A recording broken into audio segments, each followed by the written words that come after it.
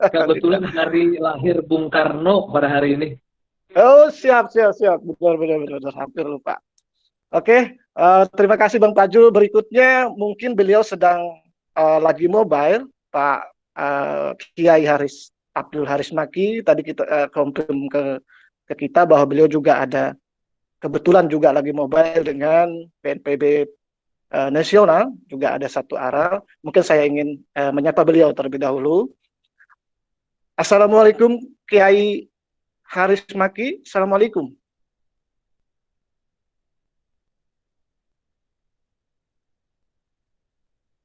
Bentar.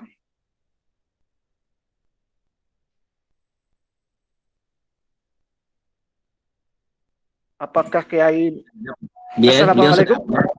Ya. Suaranya Pak. Pak Kiai, mic-nya di on kan?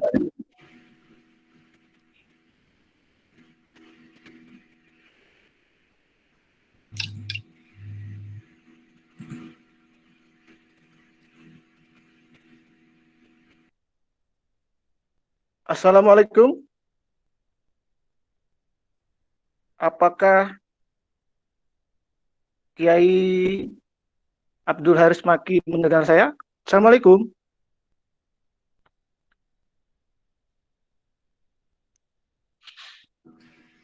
Pak Kiai, cuman mic-nya belum di-on-kan. Admin bisa di-on-kan nggak? Nggak bisa meng-on-kan, ini kayaknya bisa, ada keterbatasan. Oh gitu.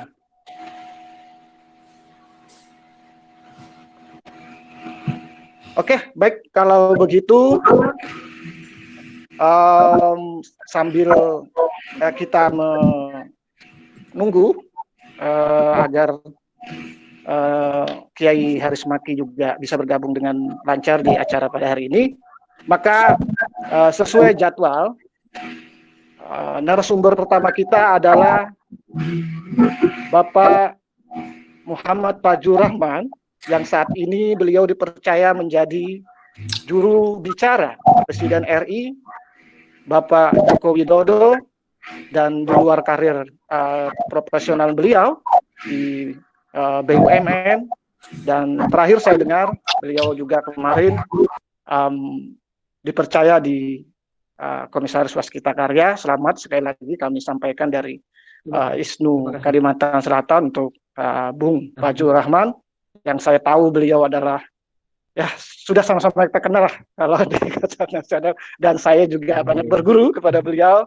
dan kita kebetulan juga sama-sama dibesarkan di pesisir di Kota Baru, dan alhamdulillah bisa bersama sahabat semua pada pagi hari ini waktu Indonesia Tengah.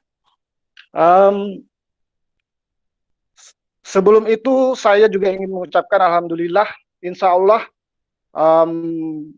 webinar kita pada hari ini akan mabrur, jadi bukan saja di bumi, insya Allah akan didengar di langit, karena narasumber kita di sini ada Muhammad, juga ada Abdullah, dan moderatornya adalah Saifullah. Jadi ini jok-jok ala NU, ada jok-jok ala NU, harus ada. Jadi kalau NU diskusinya harus ada humor segarnya, Bung. Humor segar. Ya, Oke, baiklah. Sesuai tema kita, menuju tatanan new normal, kemudian seringkali diucapkan oleh Presiden Pak Joko Widodo bahwa kita harus produktif dan aman di tengah pandemi. Dan terutama di Kalimantan Selatan, akhirnya kita juga harus mendengar bahwa Kalsel hingga hari ini menjadi salah satu provinsi penyumbang terbanyak untuk kasus positif COVID-19. Maka untuk itu kami persilakan kepada Bung Fajrul untuk memberikan materi terkait tema kita pada hari ini. Silakan, Bung. Terima kasih banyak, Bung Saiful Adar. Saya kebetulan ada PowerPoint kalau saya tidak keliru disampaikan ya. Oke. Assalamualaikum warahmatullahi wabarakatuh. Terima kasih banyak saya sampaikan kepada moderator Bung Saiful Adar. Kemudian juga yang saya hormati Bapak Profesor Abdul Rifai, kalau saya tidak salah dengar tadi, yang menyampaikan pengantar Pak Abdul Rifai. Ahsin Rifai. Ahsin Rifai, Pak. Kita juga memang sama-sama orang Kota Baru. Orang Kota Baru juga. Oh, Bang. Ini banyak orang Kota Baru rupanya. Profesor kelautan, Bang. Ya, siap. Oh, ini. Silakan, Bang. Ya. Alhamdulillah. Berarti ini ulun kayak bulik ke Bandung hari ini nah. Ulun kemarin waktu Idul Fitri kada kawa bulik ke Banjar. Jadi sudah 3 bulan tepatak di Jakarta karena kawa bulik gara-gara PSBB ini. PSBB. Jadi sekaligus ulun mengucapkan selamat Idul Fitri, mohon maaf lahir dan batin karena kada sempat ke Banjarmasin, bahkan kada sempat menengok orang tua ulun di Banjarbaru. Karena sedih tuha dua-duanya. Jadi ulun takutan kalau ada sebagai orang tanpa gejala, takutannya kayak gitu. Jadi kada ke Banjar sampai hari ini. Dan anak ulun juga kan ada di Banjar, kada bulik juga sampai hari ini. Jadi memang memisahkan kita nih benar-benar ulun lawan mama ulun dan lawan mama dan abah dan lawan adik ulun, lawan anak ulun kada ketemu sudah hampir 3 bulan lebih. Jadi dititipkan di Banua. Ya. Tinggi. Terima kasih banyak. Dan yang kedua, ulun kayak bulik ke rumah selain ke Banua, berarti ini bulik ke ke rumahnya Nahdlatul Ulama karena kan keluarga besar ulun kan dari Nahdlatul Ulama. Abah ulun itu pengurus dulu di Nahdlatul Ulama di Kota Baru dan sempat bersama-sama Abdurrahman Wahid waktu masih ketua PBNU sebagai pengurus di NU beliau di Kota Baru. Jadi artinya ini bulik ke rumah ke Bandung sekaligus bulik ke rumah spiritual Nahdlatul Ulama. Rumah spiritual. Jadi ulun ini selain orang Banjar, orang Banua yang ada di istana, tapi juga orang Nahdiyin yang ada di istana. Jadi sekaligus.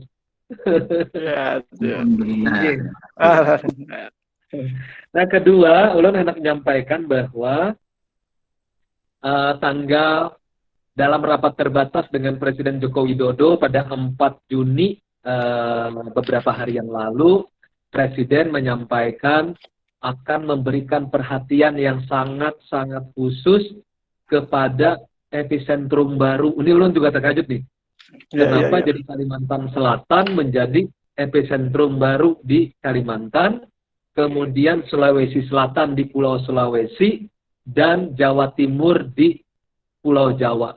Sekarang ada 3 epicentrum baru di 3 pulau besar Kalimantan. Ternyata Kalimantan Selatan. Nah, ini mungkin nanti yang harus dijelaskan oleh Ketua Gugus Tugas kita, Pak Abdul Haris Maki. Bagaimana penanganannya dan segala macam. Kemudian yang berikutnya, mungkin ada slide tadi yang disampaikan oleh Mbak Yos. Sudah bisa ditampilkan mungkin. Yang berikutnya, lu pengen menyampaikan bahwa Presiden Joko Widodo pada tanggal 3 Juni yang lalu itu bertemu dengan tokoh masyarakat, yaitu tokoh-tokoh agama. Beliau bertemu dengan 8 pimpinan agama, yaitu dari PBNU, diwakili oleh Pak Helmi Faisal Zaini, kemudian dari PP Muhammadiyah oleh Pak Abdul Mukti, kemudian ada juga dari MUI, dari Persekutuan Gereja Indonesia, dari KWI, dari PHDI, dari Permabudi, dan Matakit. Yang beliau sampaikan adalah, marilah kita bersama-sama bergotong royong, semua tokoh-tokoh organisasi-organisasi agama, baik PBNU, Muhammadiyah, dan yang lain-lain, bersama-sama kita dalam satu perahu menghadapi yang namanya COVID-19 ini. Seperti itu. Nah, beliau menyampaikan bahwa kenapa harus melibatkan semua tokoh-tokoh agama, tokoh-tokoh masyarakat, kemudian juga tokoh-tokoh, termasuk juga mungkin milenial dan yang lain-lain, karena menurut beliau, gotong royong kemanusiaan inilah yang menjadi dasar untuk bersama-sama mengalahkan COVID-19 ini.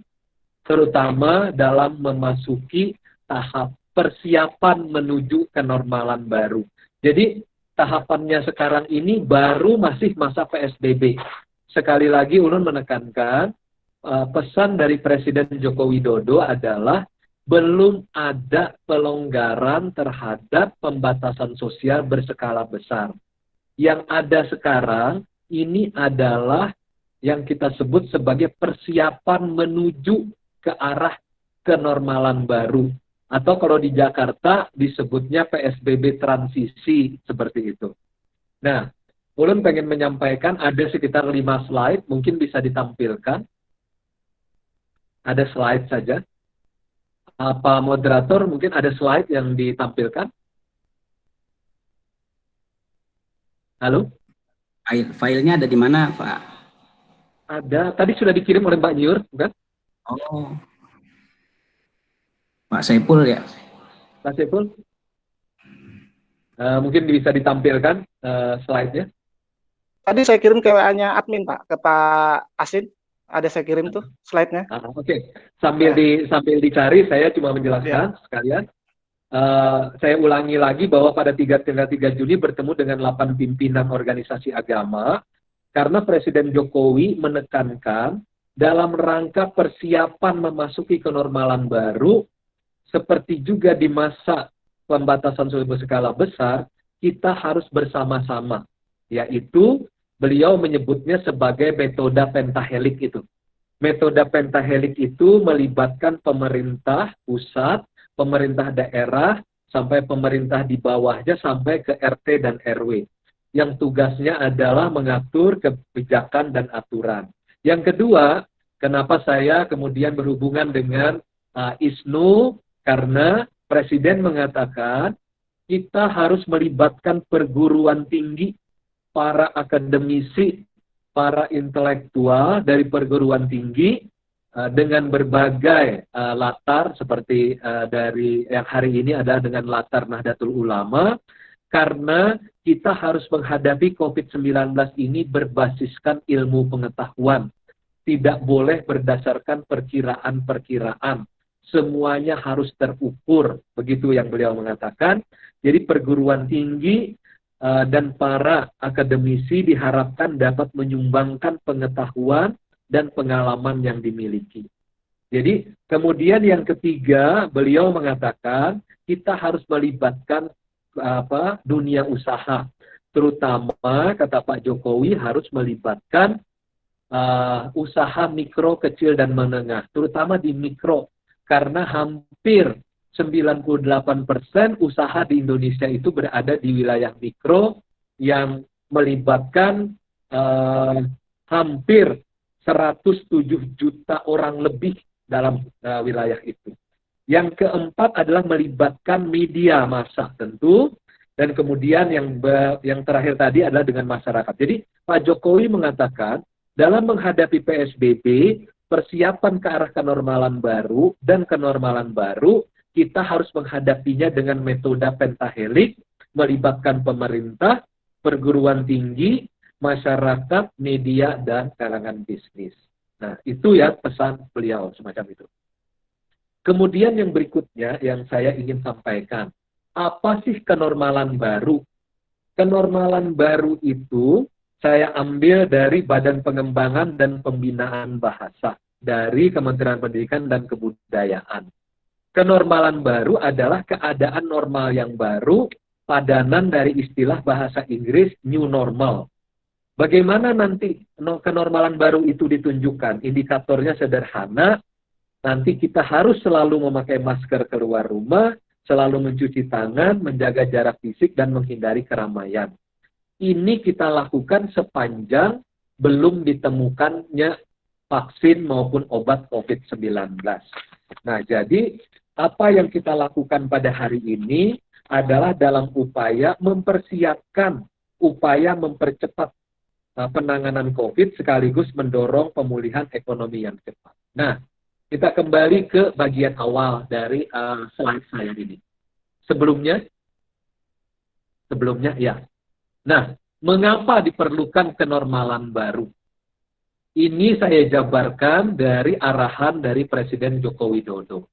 Beliau mengatakan bahwa pencegahan fase awal penyebaran COVID-19 Itu melalui pembatasan sosial berskala besar yang intinya adalah pembatasan pergerakan orang dan barang atau membatasi interaksi sosial, membatasi pergerakan barang juga. Tetapi kalaupun ada yang bergerak itu hanya untuk hal-hal yang esensial seperti alat kesehatan, tenaga kesehatan, logistik, dan apa yang terkait dengan pertahanan dan keamanan. Jadi ada sejumlah yang dikecualikan. PSBB tidak mungkin diimplementasikan dalam jangka lama karena masyarakat perlu menyelamatkan kehidupan sosial ekonomi. Kita tidak tahu sampai kapan COVID-19 vaksinnya ditemukan. Pemerintah melalui Undang-Undang Nomor 2 Tahun 2020 itu bahkan mempersiapkan diri sampai tahun anggaran 2022. Kalau kita mengikuti Undang-Undang Nomor 2 Tahun 2020, pemerintah mempersiapkan diri menghadapi COVID-19 sampai berakhirnya tahun anggaran 2022. Karena kita bercermin misalnya dari sejarah flu Spanyol, itu 2 tahun. Nah ini vaksinnya masih dicari oleh 7 miliar manusia di muka bumi. Semua tenaga-tenaga ahli yang pintar-pintar di seluruh dunia masih berjibaku untuk menemukan vaksin dan obatnya. Nah, karena itu, PSBB itu tidak mungkin terus-menerus. Karena kita juga harus menyelamatkan kehidupan sosial ekonomi. Artinya, agar interaksi ini terus berjalan, kita harus mengubah tata cara peraturan dengan protokol kesehatan di berbagai aktivitas. Termasuk pertemuan kita hari ini adalah bagian dari upaya protokol kesehatan untuk mengadakan pertemuan secara terpisah melalui webinar. Kemudian berikutnya adalah tata cara yang mengatur interaksi, semuanya berdasarkan protokol kesehatan dan berdasarkan lembaga Organisasi Kesehatan Dunia yaitu WHO. Dan kemudian kedisiplinan agar menjaga diri tetap bisa beraktivitas dan semua keputusan pemerintah di dalam masa krisis pandemi COVID-19 walaupun responnya cepat tetapi harus tetap menjaga good governance, harus tetap menghormati peraturan perundang-undangan yang berlaku. Jadi selalu diberikan landasan hukum. Berikutnya ya.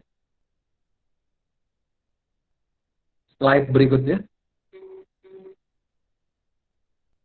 Nah,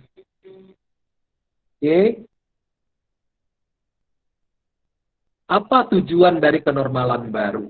Tadi saya nyatakan bahwa di dalam kenormalan baru, kebijakan menyelamatkan nyawa manusia akibat pandemi COVID-19 harus seiring sejalan dengan pemulihan ekonomi dibantu tentu dengan faktor-faktor sosial, budaya, keagamaan, dan yang lain-lain. Inilah tujuan kenormalan baru, yaitu mempertahankan keberlanjutan hidup kita bersama. Keberlanjutan hidup 270 juta rakyat Indonesia, tetapi juga termasuk menyelamatkan hidup 7 miliar manusia di muka bumi, karena COVID-19 sekarang sudah mendampak kepada 216 negara di dunia. Jadi ada 216 negara di dunia sudah terdampak COVID-19. Kita hanya satu dari 216 tersebut. Nah, jadi tujuan utama dari kenormalan baru ini adalah mempertahankan keberlanjutan hidup. Caranya menjaga kesehatan kolektif, berdasarkan protokol kesehatan dan WHO. Kemudian yang kedua, menjalankan produktivitas sosial dan ekonomi sesuai juga dengan protokol kesehatan. Narasi utama dari Presiden Joko Widodo, tadi disampaikan oleh Bung Saiful, moderator, adalah produktif tapi aman COVID-19. Hidup produktif tapi aman COVID-19. Jadi ini tujuan kenormalan baru. Berikutnya. Nah, apa tantangan yang kita hadapi sejak tanggal 2 Maret ketika pertama kali ditemukan 3 orang yang menjadi kasus 1, 2, dan 3 di kota Depok. 3 ibu dan 2 anaknya, dan alhamdulillah ketiganya sudah sembuh dari COVID-19. Sampai hari ini yang kami lihat tantangannya adalah terutama pada tingkatan kesadaran, yaitu pengetahuan kritis terhadap COVID-19 masih belum merata. Masih ada yang meyakini misalnya virus adalah makhluk Tuhan, sehingga tidak diperlukan upaya pencegahan. Nah, karena itu, sarjana-sarjana Nahdlatul Ulama selain khatam, fasih dalam urusan agama, tetapi juga khatam dan fasih dalam pengetahuan yang kritis. Sehingga diperlukan dalam metode pentahelik yang tadi dikatakan oleh Presiden Joko Widodo. Di titik inilah ISNU menjadi sangat penting untuk membangun pengetahuan kritis terhadap COVID-19 ini. Kemudian yang kedua, ketaatan para pihak terhadap protokol kesehatan itu belum juga ideal. Di sana-sini kita masih temukan kebocoran-kebocoran. Di pasar-pasar, di kantor-kantor, di jalanan masih kita temukan. Padahal Presiden mengatakan kedisiplinan itu dipentingkan untuk menuju kenormalan baru. Apalagi yang penting tantangannya adalah penegakan hukum. Tingkat kesulitan penegakan hukum protokol kesehatan di masa kenormalan baru harus menghadapi tingkat kemajemukan sosial dan yang tinggi. Masing-masing entitas sosial, etnis, agama memiliki cara respon yang berbeda-beda. Ini yang kita hadapi, walaupun menurut Undang-Undang Nomor 6 Tahun 2018, pemerintah bisa saja menerapkan hukuman badan 1 tahun atau denda 1 miliar rupiah. Alhamdulillah, Presiden Jokowi mengatakan kita lebih persuasif dan humanis saja. Karena itu, diperintahkan kepada Polri hanya misalnya membubarkan kerumunan, hanya mengembalikan kendaraan pribadi maupun umum yang ingin keluar kota kemarin pada waktu Idul Adha. Jadi dari pengembalian mobil itu hampir 100.000 tindakan. Dari pembubaran juga hampir melebihi 50.000 tindakan. Semuanya Presiden menginginkan sikapnya sukarela. Seperti itu. Oke. Yang berikutnya adalah setiap daerah membutuhkan pendekatan berbeda dalam penegakan hukum untuk kesiapan kenormalan baru maupun nanti masuk kenormalan baru. Nah, di Banjar ini yang penting juga bagaimana pendekatan berdasarkan bahasa Banjar, adat istiadat Banjar, bagaimana cara menerapkan yang namanya protokol kesehatan. Misalnya orang Banjar senang duduk di warung makan untuk menginum kopi gitu. Nah, mungkin terpaksa dikurangi. Jadi bagaimana caranya? Nah, itu tentu tokoh-tokoh budaya yang diperlukan selain tokoh-tokoh agama dan tokoh-tokoh sosial.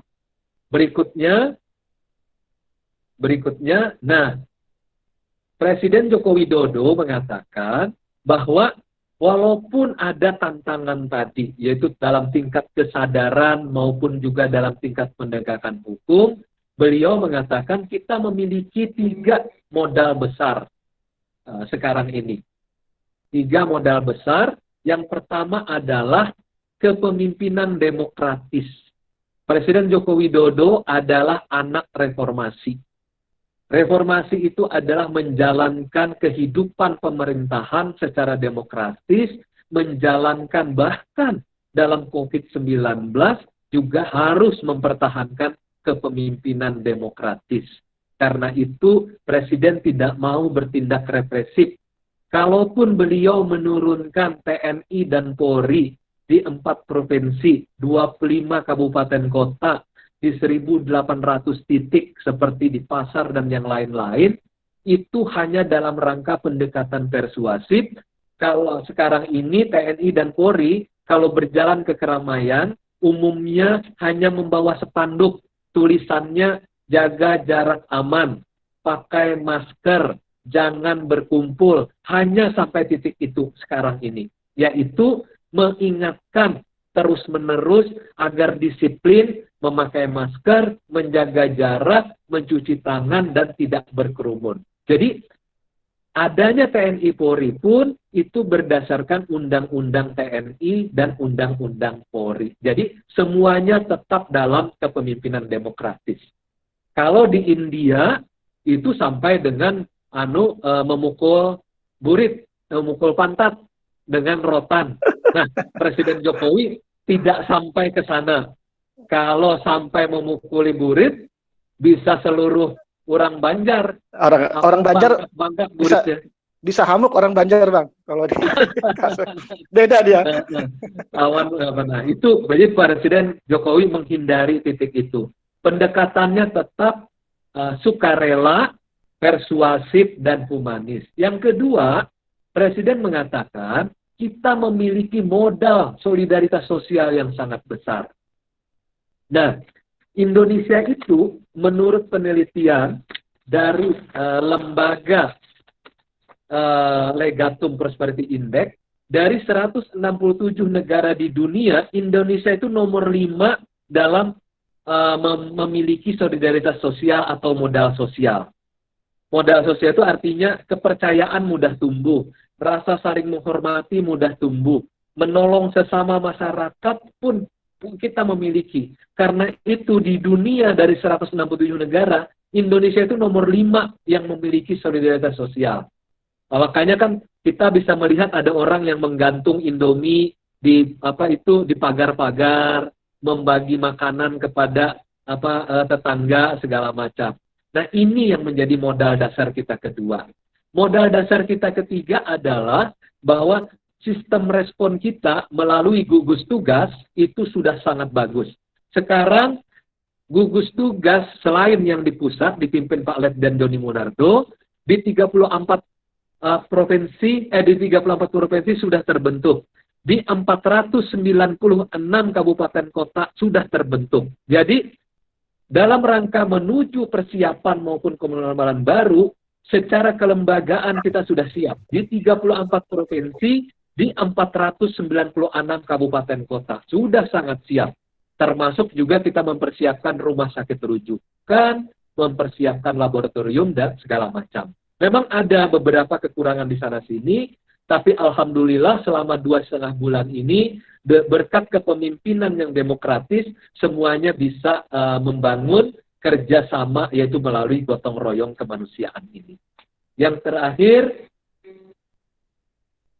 terakhir, yang bisa saya sampaikan adalah terima kasih, salam hormat dari Presiden Joko Widodo kepada PWNU Kalimantan Selatan, kepada ISNU Kalimantan Selatan, kepada semua orang Banjar. Beliau sekali lagi mengingatkan, karena Kalimantan Selatan menjadi epicentrum baru selain Sulawesi Selatan dan Jawa Timur, beliau berharap bahwa mari kita bergandengan tangan melawan COVID-19. Jangan sampai orang Banjar, orang Banua ini menjadi lebih banyak lagi daripada yang sekarang. Jadi daya tahan tubuh secara eksternal harus dijaga. Memakai masker, menjaga jarak, mencuci tangan, tidak berkumpul, dan juga daya tahan yang sifatnya internal. Hidup sehat, menjalankan kehidupan agama secara rutin, karena antara imun dan iman itu ternyata menurut psikologi itu menjadi satu. Orang yang imannya kuat, menjalankan agama dengan baik, jujur, itu ternyata menambahkan imun yang sangat baik. Nah, di titik ini ISNU pasti sangat berperan. Dengan demikian, saya sekali lagi mengucapkan terima kasih atas kerjasama dalam gotong royong kemanusiaan bersama PWNU, ISNU, dan teman kawan-kawan akademisi maupun sarjana dari Nahdlatul Ulama yang hadir pada hari ini, bukan hanya orang Banua. Presiden berharap adalah mari kita menyongsong ke arah kenormalan baru, di mana hidup tetap produktif dan tetap aman COVID-19. Salam sehat, Salam sehat. Wassalamualaikum warahmatullahi wabarakatuh. Waalaikumsalam warahmatullahi wabarakatuh. Terima kasih Bung Fajrul, penjelasan singkat dari beliau. Walaupun sebenarnya banyak hal yang bisa kita elaborasi lebih dalam sebenarnya terkait beberapa poin-poin dari pernyataan beliau, tapi bagaimanapun kita harus taat asas karena juga kita harus berkejaran dengan waktu yang sudah kita siapkan. Untuk itu kita beralih kepada pembicara kedua sebelum kita memasuki session tanya jawab. Untuk itu saya ingin menyapa kembali narasumber kita, Bapak Kiai Haji Abdul Haris Maki, yang sama-sama sangat kita cintai, yang dalam hal ini beliau sebagai Ketua PWNU Kalimantan Selatan, dan juga diamanahi sebagai Ketua Harian Gugus Pusat COVID Kalimantan Selatan. Untuk itu, saya ingin menyapa Ayanda. Assalamualaikum, Ayanda. Assalamualaikum, Pak Haris Maki.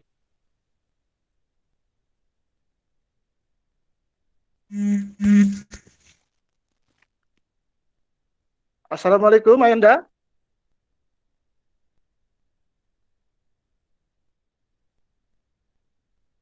Beliau sambil mobile. Yo. Iya, sambil mungkin ke kantor. Coba kita sapa kembali. Mikrofon beliau, Pak. Mikrofon Pak Kiai. Belum di on ya? Iya, di layar Pak Kiai.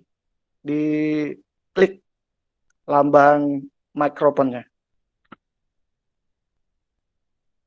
Soalnya admin juga nggak bisa ngebukain ya. Tidak bisa, Pak. Iya. Kalau unmute bisa, mute bisa.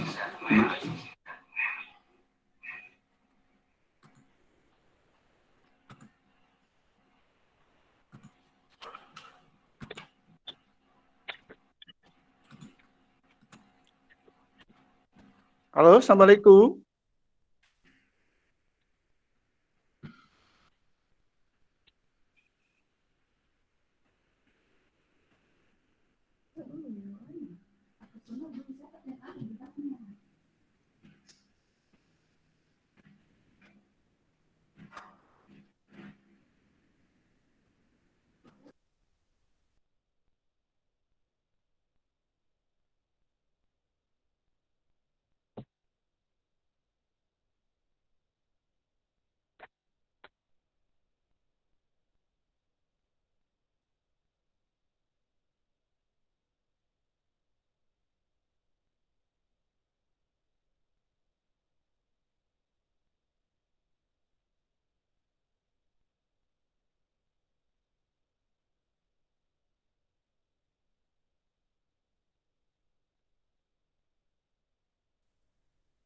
Barusan beliau nelpon, admin nggak bisa membuka ya adminnya.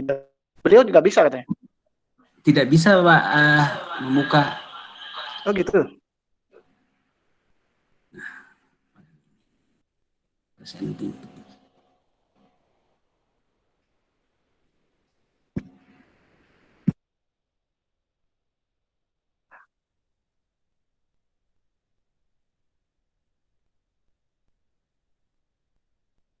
Apakah sudah bisa?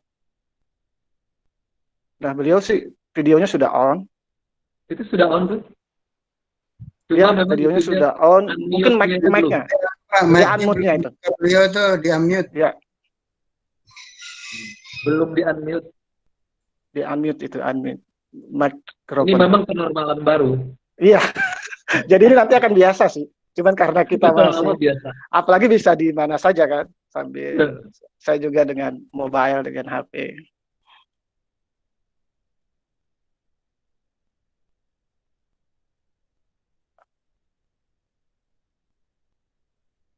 Kiai.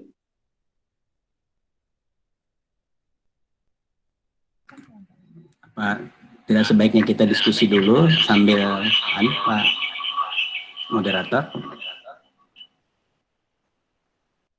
Itu ya. Mintakan Sidin keluar dulu baru login lagi gitu. Itu hang kayaknya. Bisa Ya disentuh tolong katanya. dari admin beliau ditelepon kemudian dipastikan agar mikrofon beliau di on kan. Untuk itu sambil kita menunggu Kiai Haris Maki untuk bergabung di diskusi kita pada siang hari ini, maka menarik tentu. Pak Oh ya, Sepul.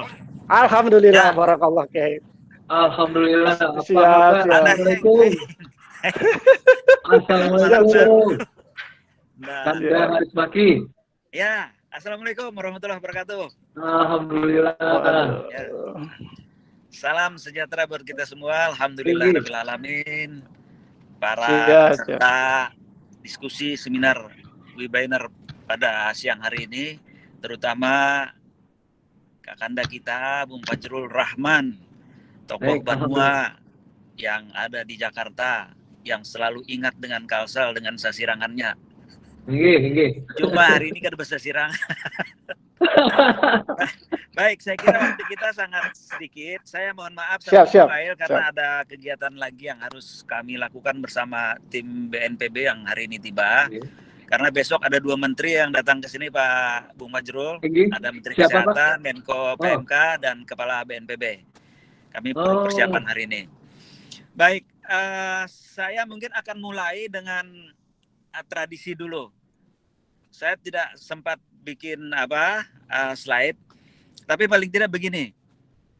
Sebelum menjawab atau memberikan penjelasan tentang apa-apa tadi yang sudah disampaikan, tentu kita sangat apresiasi sekali apa yang disampaikan Bung Fajrul.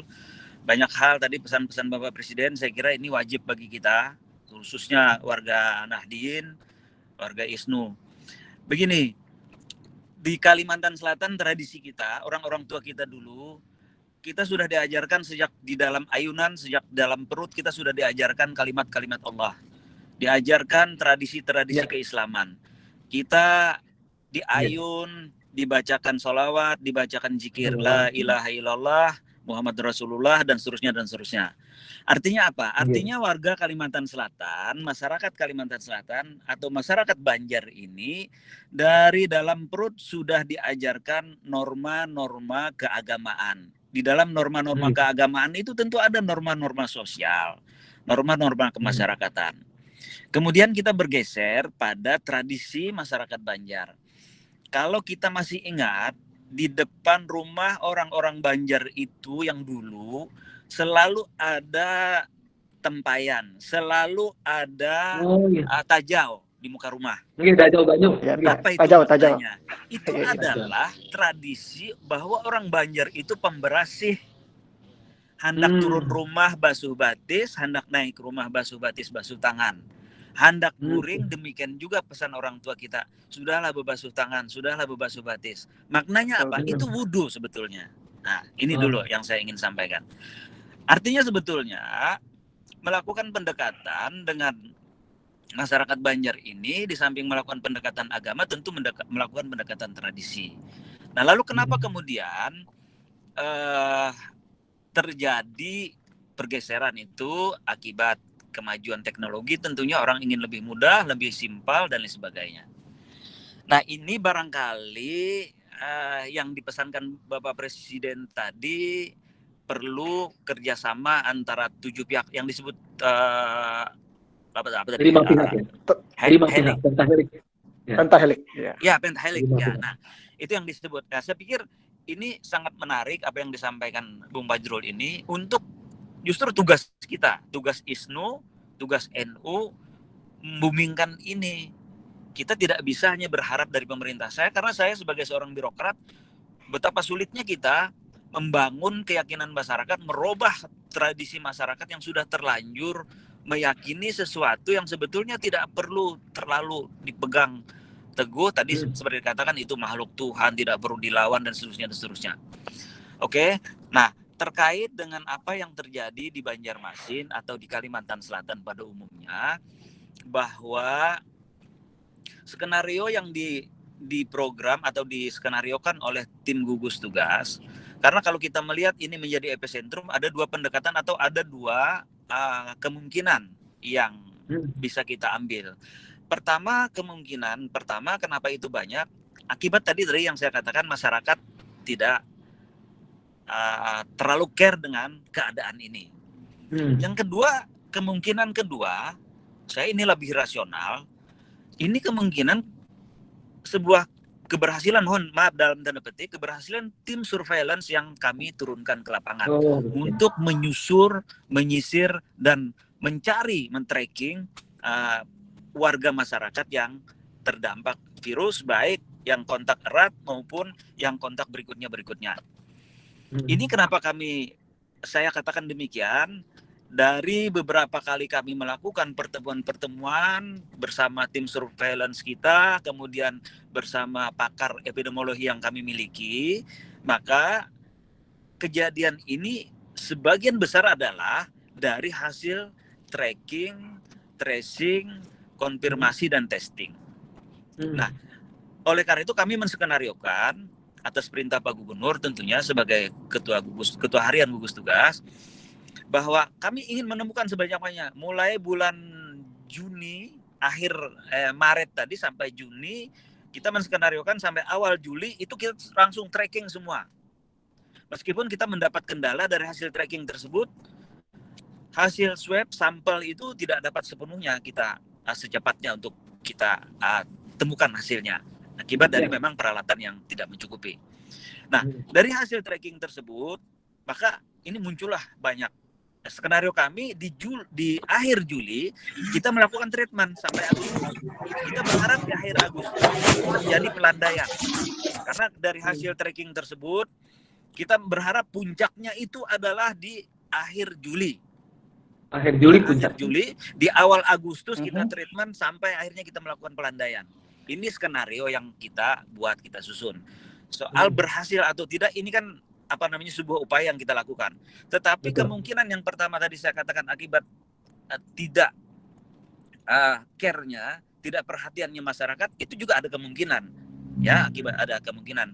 Tetapi meskipun demikian, kita juga menurunkan tim KIE, Komunikasi, Informasi, dan Edukasi. Tim ini sebetulnya lebih penting, seperti yang disampaikan Pak Presiden tadi, pendekatan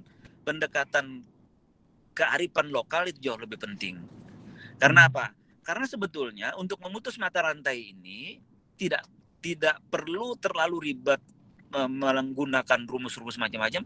Hanya saja protokol kesehatan kalau itu secara masif dipahami oleh masyarakat, dilaksanakan oleh masyarakat, maka itu akan memutus dengan sendirinya mata rantai itu. Nah, karena kemudian masyarakat kita, seperti saya katakan tadi, padahal sudah diajarkan tentang soal-soal agama, soal-soal kearifan lokal itu, tidak terlalu memperhatikan terhadap protokol kesehatan ini, sehingga ada kebijakan menurunkan TNI Polri, dan ini juga sudah kita lakukan dalam perspektif pendekatan humanis, ya, pendekatan yang lebih pada kekeluargaan seperti itu. Nah, lalu harapan kami pada bulan Agustus tadi sudah terjadi pelandaian, maka tim KIE itu yang akan berperan setelah itu. Karena apa? Karena kita tidak ingin terjadi gelombang kedua yang akan lebih menyulitkan kita. Kenapa saya katakan menyulitkan? Saya yakin tenaga dokter, tenaga kesehatan, kita juga yang di gugus tugas saat ini kalau boleh bilang letih itu letih sebetulnya. Semua itu letih. Anggaran sudah kita fokuskan ke gelombang pertama ini. Kalau ada gelombang kedua, kita akan terpapar semua. Kita siapkan lubang kubur banyak-banyak.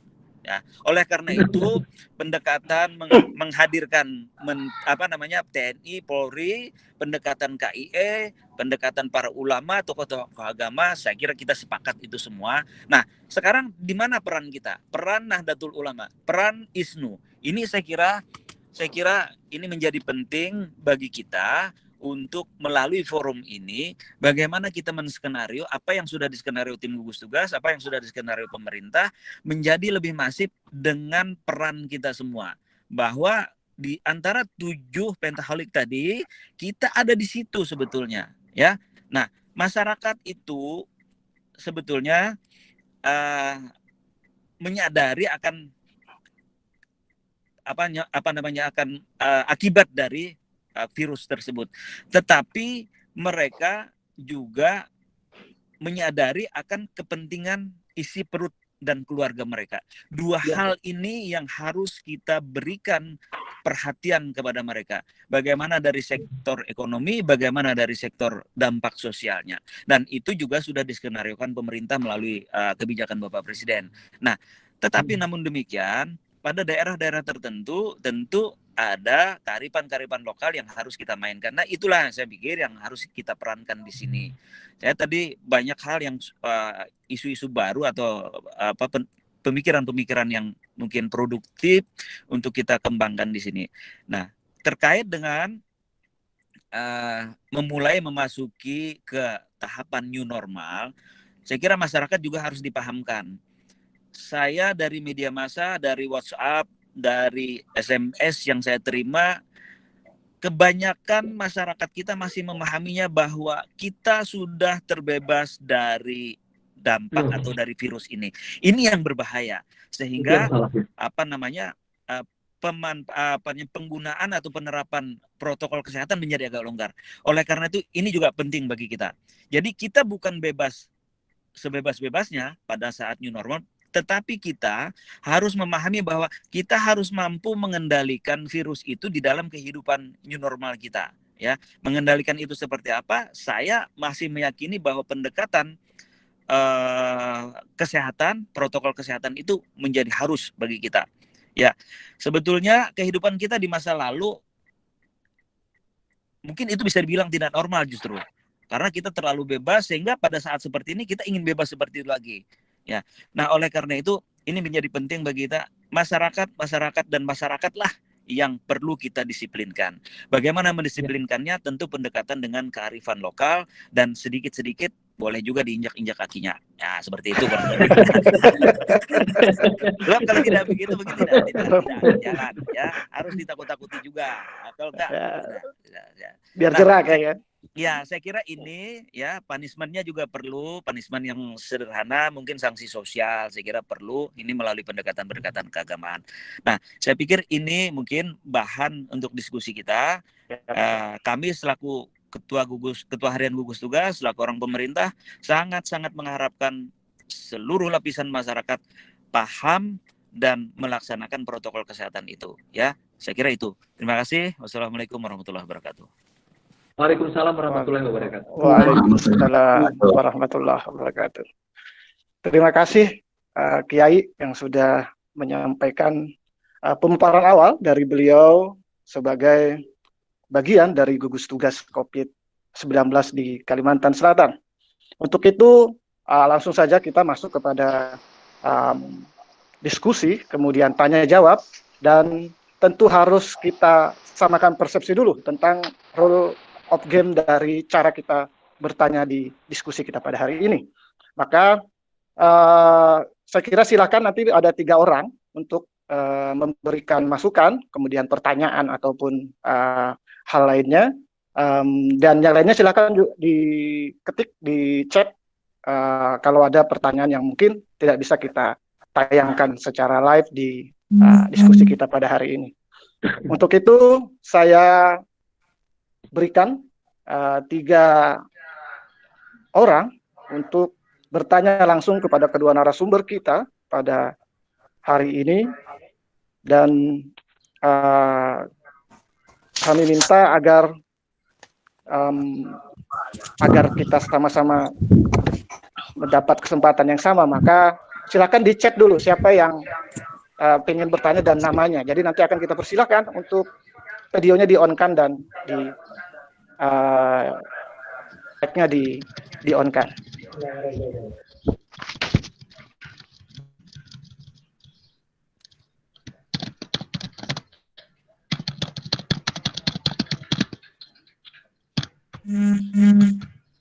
Ya, oke, ini sudah ada masuk 1 pertanyaan. Selain tadi ada dari Nur Hayati Martapura, bahwa ada ketidakpercayaan di masyarakat kita bahwa marak pertambahan kasus COVID ini karena ada permainan elit politik global.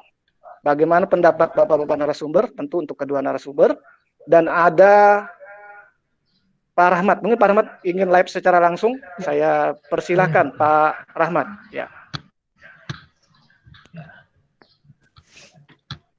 Bismillahirrahmanirrahim. Assalamualaikum warahmatullahi wabarakatuh.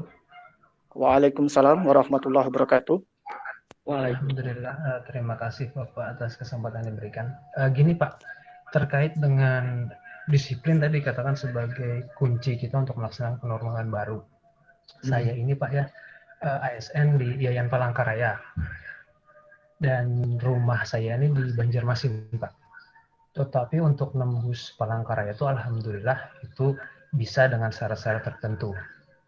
Cuma yang jadi masalah Pak, ada apa namanya, kalau sudah membawa mobil plat BA itu Pak ya, itu kecurigaannya menjadi luar biasa.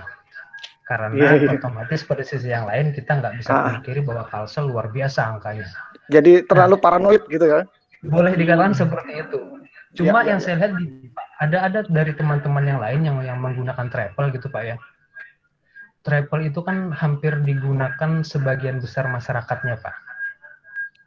Travel itu kan antar provinsi. Itu yang biasanya 100.000 Pak, karena adanya pembatasan sosial tadi, itu pihak travel juga membatasi penumpang yang akibatnya otomatis dia meningkatkan biaya. Jadi satu orang dari 100.000 menjadi 200.000. Otomatis ini kan ada dampak yang luar biasa juga baik bagi supir travel ataupun bagi penumpang itu sendiri, karena kalau perempuan kan otomatis mungkin tidak bisa menggunakan sepeda motor dan sebagainya. Jadi ini kayaknya menjadi sesuatu yang perlu diketahui Bapak Fajrul Rahman juga, bahwa ini ada dampak yang luar biasa dengan pembatasan tersebut, karena saya satu sisi tidak bisa memungkiri bahwa ini mungkin ketakutan dari Kalimantan Tengah, tetapi sisi yang lain travel akan sepi Pak, dan penumpang itu juga akan sangat terdampak oleh otomatis biaya yang dikeluarkan yang cukup tinggi gitu, karena 2 kali lipat. Mungkin bisa dari Bapak supaya kenapa Pak? Ya terus. Ya, jadi mungkin bisa dalam artian ada kebijakan tertentu, karena selama mungkin dia masih menggunakan protokol kesehatan, mungkin ada diskresi tertentu lah Pak. Mungkin seperti itu Pak. Salah hilap mohon maaf Bapak dari saya. Salam hormat saya kepada Bapak Fajrul Rahman, kepada Kiai Haris Maki juga. Insya Allah saya akan selalu menjaga ataupun siap untuk normal baru itu. Mungkin itu dari saya Pak. Salah hilap mohon maaf. Assalamualaikum warahmatullahi wabarakatuh. Waalaikumsalam warahmatullahi wabarakatuh. Terima kasih. Mungkin satu lagi, karena tadi kita umumkan bahwa kita akan terima 3 penanya di session perdana ini. Yang chat ada Panandar Banjar. Yang mohon kepada penanya yang sudah lewat Pak Rahmat agar mic-nya di nonaktifkan. Ya. Panandar, kami persilakan untuk bertanya.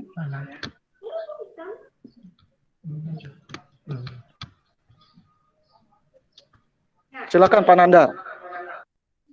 Apa cukup di chat ya? Belum aktif. Oke, kita ke Ibu Isna. Silakan Bu Isna. Baik, terima kasih Pak Saiful. Assalamualaikum warahmatullahi wabarakatuh. Saya tadi ada sedikit mendengar dari Bang Fajrul ya mengenai yang kehidupan norma baru. Nah, tadi disebutkan kan saat ini kita mungkin masih PSBB gitu ya. Kemudian selanjutnya mungkin masih akan tetap PSBB, pengetatan PSBB juga. Kemudian dan harapannya mungkin sampai seberapa lamanya kita belum tahu. Dan harapannya kita akan tetap menggunakan protokol COVID untuk kesehatan kita, akan cuci tangan, jaga jarak, apa segala macam. Mungkin menurut saya hal ini sebagai titik awal untuk kita menjalankan protokol COVID seterusnya gitu. Karena tadi saya mendengar dari Bang Fajrul katanya kegiatan protokol COVID ini mungkin sampai kita menemukan vaksin untuk corona ini gitu loh. Padahal kan mungkin sekarang inilah kalaupun nanti vaksin itu ditemukan, sebaiknya kita tetap menjalankan protokol COVID ini.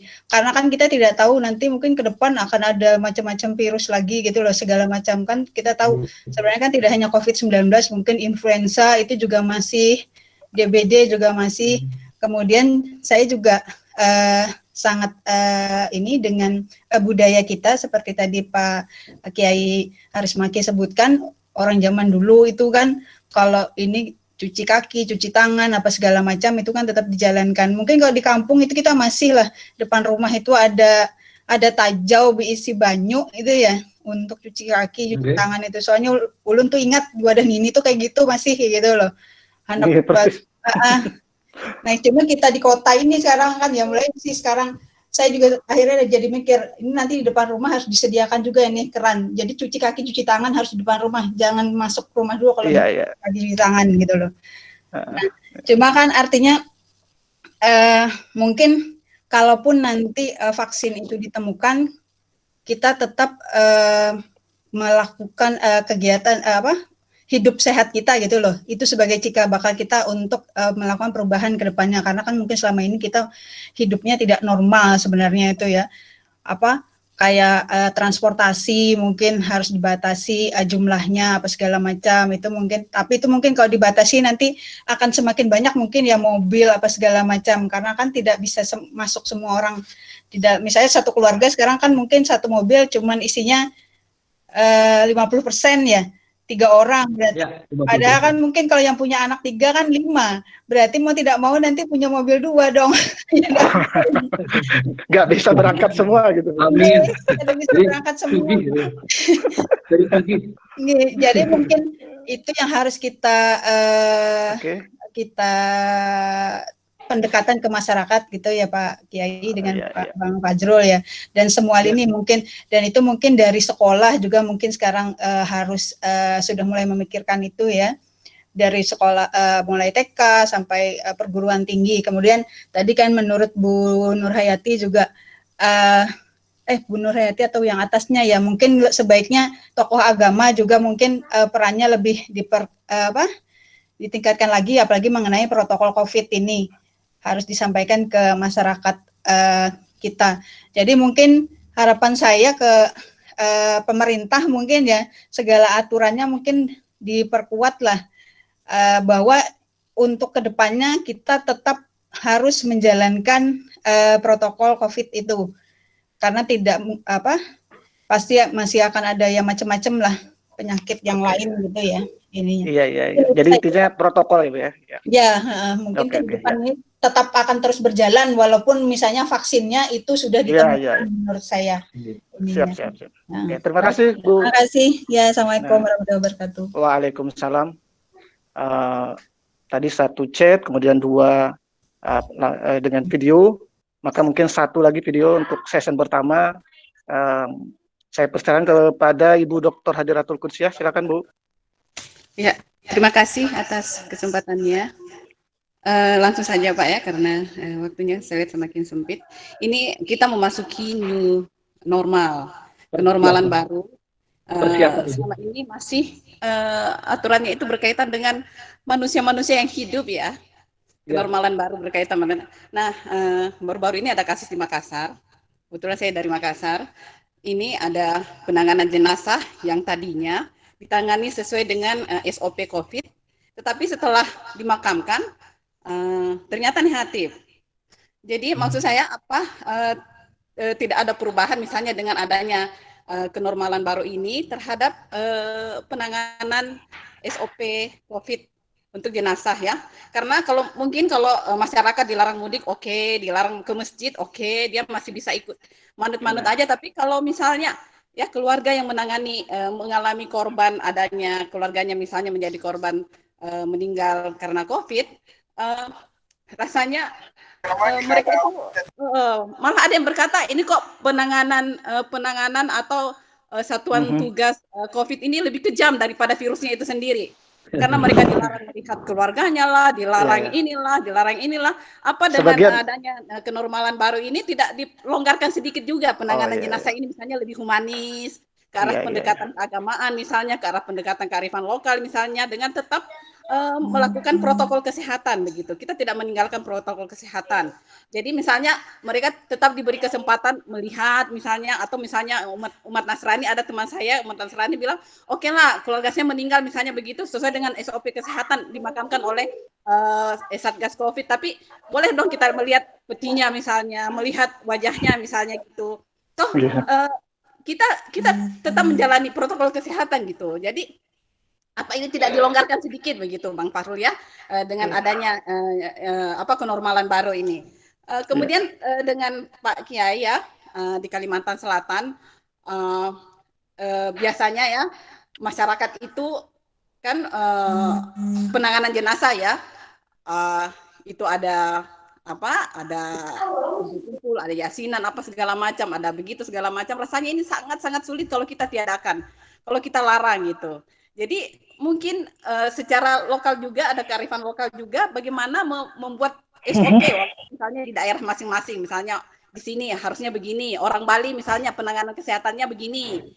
Nah, jadi selama ini kita sangat kekeh begitu dengan penanganan kesehatan orang-orang hidup, padahal orang hidup ini terhadap penanganan jenazah ini bisa lebih rentan. Malah ada yang bilang biar saja saya terpapar COVID asalkan saya bisa memeluk untuk terakhir kali dengan keluarga saya yang ini misalnya ya. Jadi jangan sampai satuan tugas ini lebih kejam penanganannya dibanding virus itu sendiri, kata mereka. Oke, terima kasih Bu, sudah bisa ditangkap. Oke, ya. Itulah pertanyaan saya. Terima kasih atas kesempatannya. Oke. Terima kasih Bu Hadiratu Qudsiah. Saya kira cukup untuk sesi pertama. Tadi ada Bu Nurhayati di Martapura terkait COVID ini adalah permainan elit. Nah, nanti mungkin kita minta pendapat dari kedua narasumber. Kemudian ada Pak Rahmat di ASN di Palangkaraya terkait susahnya ke Banjarmasin karena ada kebijakan yang terlalu ketat mungkin. Jadi termasuk ada beberapa yang masuk di kita. Teman-teman yang ngirim logistik ke Palangkaraya harus membuat laporan sehat dan lain sebagainya. Akhirnya mereka mogok untuk mengirimkan logistik ke Palangkaraya. Padahal kita tahu selama ini Palangkaraya itu disuplai dari Banjarmasin. Pelabuhannya di Banjarmasin, kemudian angkutan. Nah ini agak susah nanti ke depannya. Nah kemudian ada Bu Isna, PSBB, ya juga ini terkait SOP yang terlalu ketat. Dan ada Ibu Hadiratu Qudsiah tentang jenazah juga terkait SOP, kemudian terkait detail kegiatan bagaimana new normal ini mengatur tentang kegiatan-kegiatan kita di masyarakat, termasuk yasinan, terutama ini di NU ya, ini banyak yasinan, banyak burdahan dan sebagainya. Ini harus segera dimunculkan aturan-aturan yang detail seperti ini agar masyarakat tidak menjadi bingung, Bung. Ya, oke, ini dulu. Nanti akan saya baca beberapa chat, kemudian kita nyambung di sesi kedua. Silakan Pak Fajrul untuk pertama kali. Ya, baik. Terima kasih banyak moderator dan terima kasih banyak untuk sebenarnya lebih banyak masukan ya untuk ke arah persiapan. Inilah pentingnya sebenarnya persiapan ke arah kenormalan baru. Jadi kita ini kan belum masuk ke normalan baru, masih dalam PSBB, sedang bersiap-siap menuju kenormalan baru. Semua yang tadi saya dengarkan yang disampaikan itu merupakan masukan sebenarnya. Apa saja yang harus dilakukan di masa kenormalan baru, di mana ada sedikit pengurangan pada pengetatan di PSBB-nya. Tetapi kehidupan sosial, kehidupan budaya tetap berjalan. Nah, tadi pendekatannya kayak Haris Maki itu menarik. Artinya terima kasih bahwa beliau mencoba memperjelas dan memberikan beberapa perspektif tambahan terhadap metode pentahelik dari 5 elemen tadi, yaitu dari pemerintah. Tadi sudah dijelaskan bagaimana kerja kerasnya pemerintah pusat, pemerintah daerah, sampai kemudian ke tingkatan RT RW kalau secara kelembagaan. Kemudian beliau juga menyebutkan bagaimana peran dari ISNU di dalam perguruan tinggi sebagai akademisi, ataupun sebagai lembaga pendidikan. Kemudian menyebutkan juga tentang peran media, peran bisnis, dan juga peran masyarakat. Tetapi yang menarik tadi yang disampaikan Pak Haris Maki, menurut saya, beliau menekankan untuk Kalimantan Selatan, pendekatan agama dan pendekatan kearifan lokal itu menjadi sangat penting.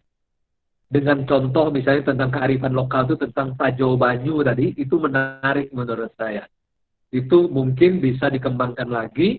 Bahkan mungkin kalau di sini ada ahli-ahli budaya Banjar, ini bisa kemudian mungkin mengangkat lagi, mengenalkan kembali apa saja kebudayaan Banjar yang bisa diangkat, yang cocok untuk mendisiplinkan masyarakat dalam menghadapi kondisi COVID-19 ini.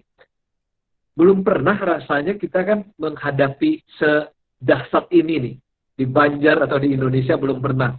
Dalam kasus SARS dulu, kemudian flu babi atau segala macam, Indonesia praktis hampir tidak pernah mengalami. Sekarang ini betul-betul kita mengalami. Jadi salah satu contoh tentang kearifan lokal, tentang Tajo Banyu ini menurut memang menarik. Nah ini mestinya banyak digali nih oleh kawan-kawan dari kebudayaan Banjar. Kemudian juga pendekatan agama. Nah pendekatan agama ini mungkin nanti bisa ditarik ke arah pertanyaan-pertanyaannya Ibu Isna tadi. Bagaimana pendekatan budaya dan pendekatan kearifan lokal ini di dalam menghadapi COVID-19. Terutama misalnya tadi disebutkan dalam pemulasaran.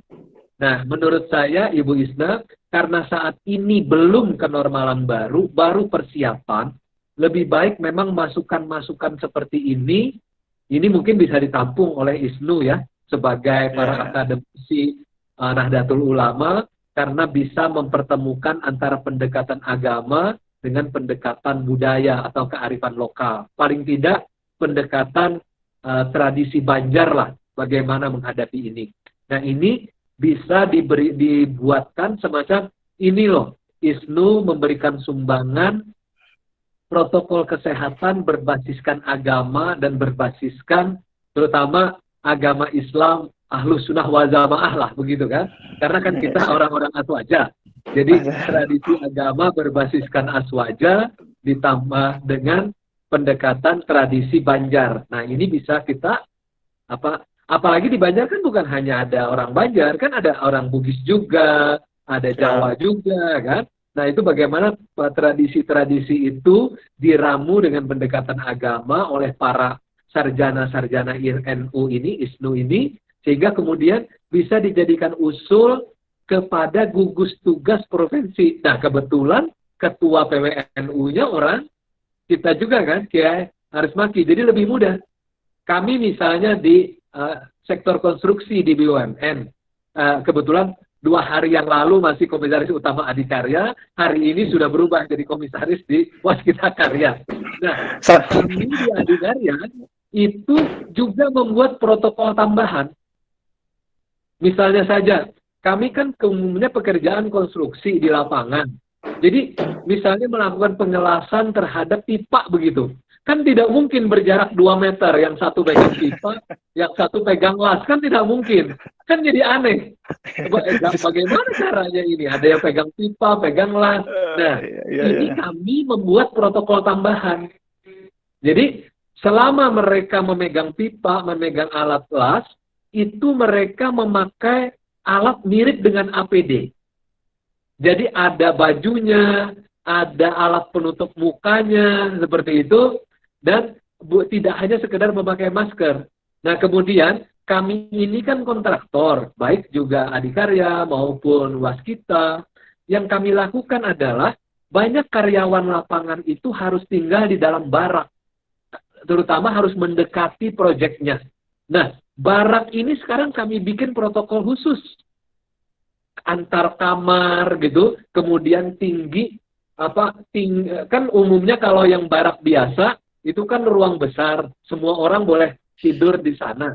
Nah sekarang dibuat terpisah, termasuk terpisahnya berapa meter, jarak kemudian dindingnya berapa meter ke atas. Jadi kita berhak membuat protokol-protokol tambahan sebenarnya. Jadi Ibu Isna bisa membuat protokol-protokol tambahan, kebetulan masanya masih persiapan, itu bisa diusulkan kepada gugus tugas provinsi, dan ini mungkin bisa difasilitasi oleh sarjana-sarjana NU maupun juga dari PWNU. Jadi ketika disampaikan, itu lengkap. Ada pendekatan keagamaannya, ada pendekatan berbasiskan kepada kearifan lokal di masyarakat yang berbagai macam kan di Banjar ini. Bahkan orang Banjar aja kan beda-beda. orang Banjar Kota Baru, orang Banjar Hulu Sungai, Batu Licin, orang Banjar Banua, lain lagi tuh. Orang Banjar Kelua, orang Banjar ini lain lagi pendekatan-pendekatannya. Betul. Nah, itu mungkin bisa dicarikan gambaran. Jadi bagus sekali tadi yang disampaikan Pak Aris Maki.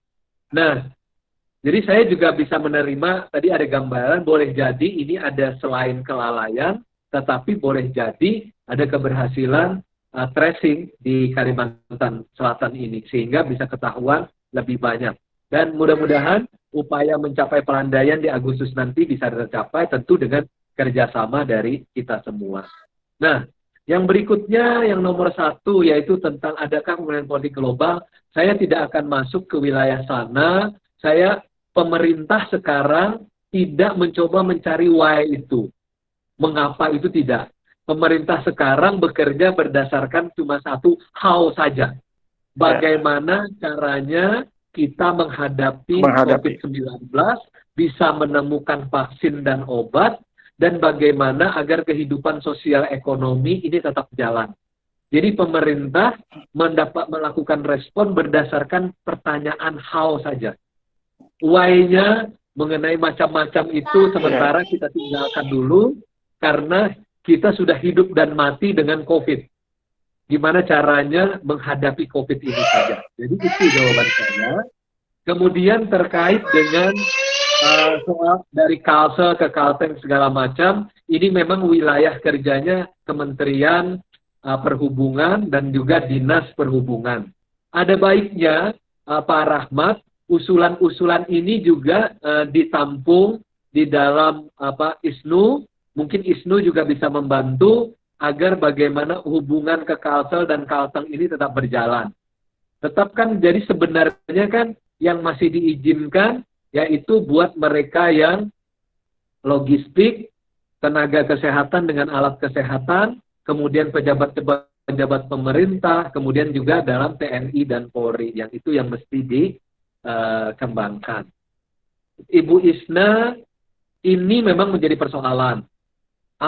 Sampai berapa jauh COVID-19 ini akan berlangsung? Ya, saya bilang tadi, kenormalan baru itu paling tidak titik akhirnya adalah ketika COVID-19 ini temukan vaksinnya. Ibu Isna tadi kan menyarankan setelah itu boleh juga. Sangat mungkin. Masih ingat nggak kalau kita ke bandara, kita biasanya diminta, yang laki-laki diminta melepas jaket, atau yang perempuan pakai jaket dilepas. Kemudian yang kedua, kita disuruh yang laki-laki melepas gesper, ikat pinggang. Kemudian kita kalau membawa laptop atau notebook disuruh mengeluarkan dari tas atau dari notebook. Ingat nggak, itu kejadian apa sebenarnya? Itu kejadian tahun 2001 ketika terjadi serangan teroris di Amerika, di Tower itu. Itu terjadi tahun 2001. Nah, sekarang itu tetap diterapkan di bandara-bandara, tetapi kita sudah lupa. Sebenarnya itu karena kejadian tahun 2001 ketika tabrakan di New York itu, yang 9/11. Nah, sekarang itu menjadi kenormalan aja. Bisa jadi seperti itu. Nah, menurut saya sih, artinya mencuci tangan itu menjadi bagian dari kenormalan baru atau sesudahnya. Saya bilang ya perlu. Mungkin nanti kita tiap saat membawa hand sanitizer, kemudian seperti orang di Jepang itu kan memakai masker setiap hari, bahkan tanpa ada COVID dia tetap memakai, misalnya seperti itu. Kemudian juga mencuci tangan, memakai masker, menjaga jarak juga penting. Itu bisa saja setelah kenormalan baru bisa berjalan. Kalau itu dianggap penting buat masyarakat, saya pikir iya, saya bisa mendukung hal begitu. Nah, kalau seperti kita dengan influenza, karena sudah ada vaksinnya, saya kan divaksin nih, influenza sudah. Kemudian juga saya menyiapkan obat influenza yang murah itu, yang cuma 4.000 atau 5.000. Nah, kalau nanti vaksin COVID semudah itu, semudah vaksin influenza, obat COVID-19 semudah membeli misalnya Neosep di warung-warung, ya mungkin akan kita berjalan seperti biasa aja situasinya. Dulu nyamuk hanya untuk malaria. Baru sekarang nyamuk untuk DBD itu baru tuh. Baru. Tetapi untung pengobatannya kan lebih mudah sekarang. Jadi apa yang kita sebut dengan kenormalan baru itu bisa diteruskan, bisa diperpanjang. Apabila itu memang menguntungkan. Saya pikir itu bisa. Iya. Terima kasih. Terima kasih Bung Fajrul. Mungkin ada beberapa pertanyaan juga kepada Kiai Haris Maki, yaitu terkait soal SOP yang terlalu ketat di penanganan termasuk jenazah dan lain sebagainya, dan juga terkait di beberapa kegiatan-kegiatan warga kita, warga Nahdliyin yang sekarang masih mungkin masih mempertanyakan bagaimana mereka yang kemarin-kemarin masih sangat senang dengan burdahan, dengan yasinan dan lain sebagainya yang mengharuskan kita kemudian sekarang menjaga jarak. Nah, ini yang dengan kearifan lokal ini yang nanti akan harus segera kita detilkan. Karena kalau soal tajau tadi ingat benar juga, di rumah KAI itu pasti ada tajau gana, dan semakin lama itu semakin nilainya semakin menjadi hal yang bagi kita itu sudah atau biasa. Kita bikin gerakan tajau. Gerakan tajau. Tajau itu dari semen, dari ukir-ukiran itu kan itu sangat pasti di tiap rumah itu kita bisa temui. Mungkin hanya dengan banyu hujan. Dulu kan belum ada PDAM dan lain sebagainya. Kan? Iya. Terima kasih. Tajau Pak Widi. Gerakan tajau. Gerakan tajau. Oke. Terima kasih Pak Kiai. Oke. Baik. Terima kasih Pak Saiful. Saudara-saudara sekalian, mungkin kalau soal SOP ya berlaku nasional saya pikir. Tetapi tentu parsialnya harus dibuat acuan nasional, tetapi harus kita lakukan pendekatan lokal. Saya kira itu saya sependapat. Karena itu memang terkait dengan persiapan masuk ke new normal ini juga sebetulnya kami sudah menyiapkan, menunggu persetujuan Pak Gubernur. Kalau di lokasi area publik, kemudian di kantor seperti apa, meskipun ada panduan nasional, tetapi secara locally kita juga membuat penyesuaian. Saya kira model-model seperti itu nanti ke depan akan kita lakukan. Kemudian terkait dengan new normal tersebut, barangkali kita bisa berpikirnya begini. Dulu ada kolera, ada DBD, ada malaria, ada flu burung dan seterusnya. Ketika wabah itu atau virus itu ataupun bakteri itu pertama ditemukan, kita juga panik sebetulnya. Tetapi ketika kita tahu cara mengatasinya, cara mengelola, ya dalam tanda petik mengelola itu, sebetulnya sampai saat ini DBD ada masih, kemudian pada waktunya ada, malaria masih ada, tetapi kita bisa hidup normal. Sudah berdampingan sudah kita biasa. Mampu, karena kita mampu mengelola. Nah, diharapkan ini sebetulnya kita mampu mengelola diri, mengelola keadaan ini sama dengan COVID ini saya pikir. Hanya bedanya COVID ini belum ditemukan vaksinnya. Oleh karena tidak ditemukan itu kita harus ketat itu tadi. Makanya tadi protokol kesehatan itu menjadi penting dipahami oleh masyarakat. Jangan kita mempersoalkan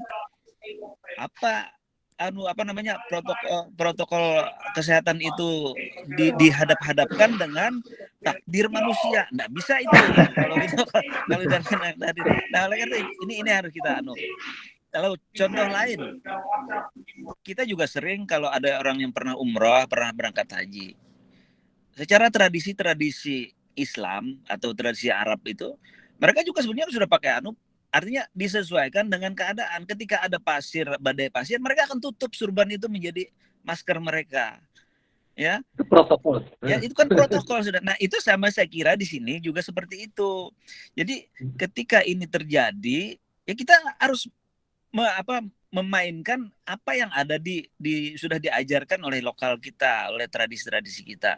Jadi sebetulnya menghadapi sesuatu dengan apa namanya tradisi, dengan keadaan yang sudah kita familiar, ya jangan kita buat bingung sendiri, ya itu. Nah, kemudian kalau ada perubahan, misalnya ada hal yang tadinya boleh menjadi tidak boleh atau diketatkan sedikit, saya kira kita harus melihat yang substansinya dulu seperti apa. Ini apakah untuk menyelamatkan, apakah untuk menyengsarakan? Nah, kalau ini untuk penyelamatan, saya kira kita harus arif menerima itu. Nah, kan seperti yasinan, burdah, tahlil, kemudian ziarah kubur dan sebagainya. Tidak ada pelarangan. Pemerintah tidak mungkin melarang itu hak yang paling asasi saya kira bagi manusia. Hanya kita sendiri yang mengatur. Misalnya kita biasa rombongan, ya kita ziarahnya 4-5 orang satu keluarga bergiliran. Saya kira itu bisa diatur. Semua tergantung kebijakan kita, tergantung niat kita. Kita ini mau mempersoalkan atau mau tadi yang kata Pak Jul, jangan bertanya menghadapi atau mempermasalahkan gitu. Iya, itu yang penting saya kira ya. Mungkin itu tanggapan kami. Siap, Kiai. Oke. Terima kasih, ini tanggapan sesi pertama dari kedua pemateri kita. Saya kira karena waktu. Bung Sepo. Siap, Kiai. Yeah. Bang Fajrul, mohon maaf ya. Ini harus mimpin rapat, jadi mungkin meninggalkan forum ini dengan harapan tentu ini akan menjadi awal yang baik untuk kita berkontribusi di dalam penanganan COVID sekaligus masuk ke wilayah new normal. Saya kira itu. Siap. Terima kasih Kiai. Terima kasih Kiai sudah bergabung. Mungkin sedikit lagi kita punya waktu sekitar 20 menitan, maka karena ada beberapa chat yang masuk ke kita, maka mungkin saya ingin buka session kedua saja sebelum closing statement kepada teman-teman yang sudah chat lebih dahulu.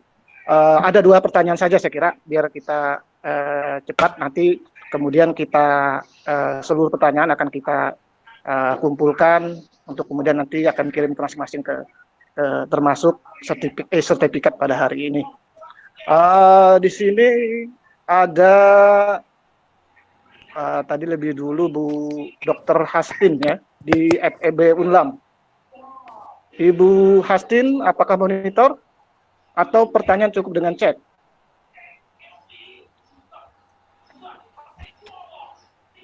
Halo, Assalamualaikum Bu Hastin. Mungkin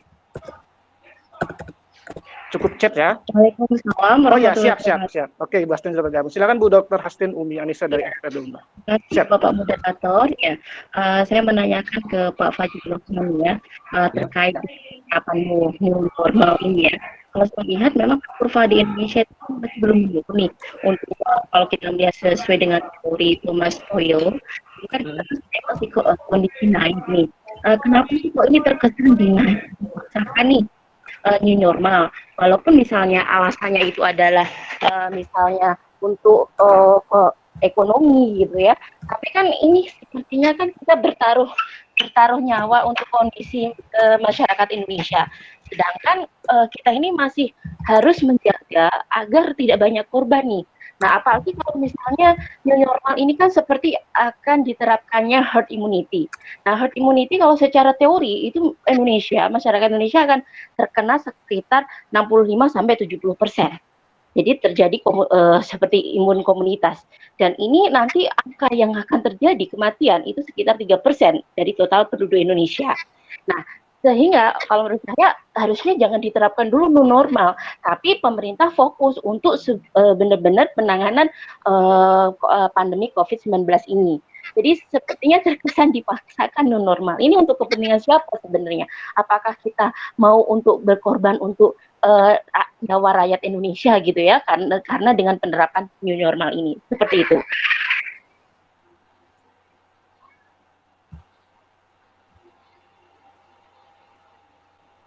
Begitu, moderator. Halo.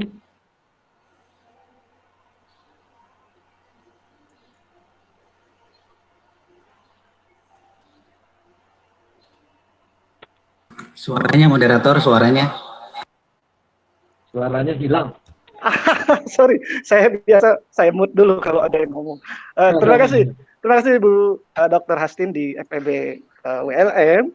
Kemudian mungkin satu lagi saja, banyak yang masuk di chat kita, tapi ada beberapa pertanyaan yang mungkin ditujukan kepada Kiai Haris karena ini lebih banyak domain pemerintah daerah, termasuk dari Hendra, ada router PCR, Banjarbaru, mohon ditambah alatnya, kemudian kita rangkul Tuan Guru dan ulama sekaligus untuk menyuruh kepada masyarakat agar taat peraturan protokol COVID-19. Kemudian satu lagi mungkin siapa yang ingin live langsung dengan kita di sini, yang sesuai dengan domain beliau. Mungkin ada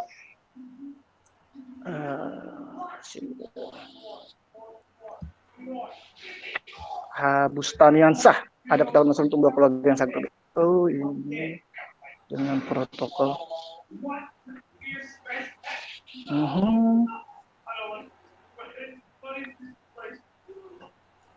Hampir mirip sama sih pertanyaannya soal protokol, kemudian tentang new normal, dan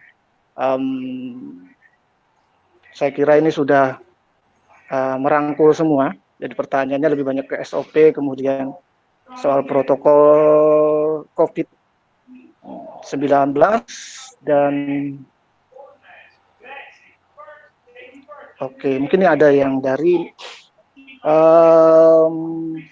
sahabat Muhammad Palahrida mungkin. Silakan. Apakah ingin bertanya langsung?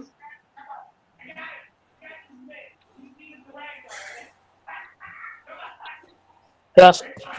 Assalamualaikum warahmatullahi wabarakatuh. Waalaikumsalam warahmatullahi wabarakatuh. Saya ingin bertanya, Bang. Itu kan sudah saya kasih tuh di chat tuh. Ya. Saya tanya ke Bang Fajrul Rahman, bagaimana sih perkembangan penelitian tentang COVID-19 di Indonesia? Soalnya kan sepengetahuan saya itu, kalau bahasa sederhananya sih jenis virusnya kan berbeda dengan yang ada di Wuhan. Terakhir yang saya ketahui itu sudah ditemukan kayak penelitiannya gitulah. Bagaimana perkembangannya, Bang? Terus satu lagi, apakah di tiap-tiap daerah, khususnya Kalimantan Selatan, sudah dibentuk relawan yang membantu pergerakan tim gugus tugas COVID? Terima kasih. Assalamualaikum warahmatullahi wabarakatuh. Waalaikumsalam warahmatullahi wabarakatuh.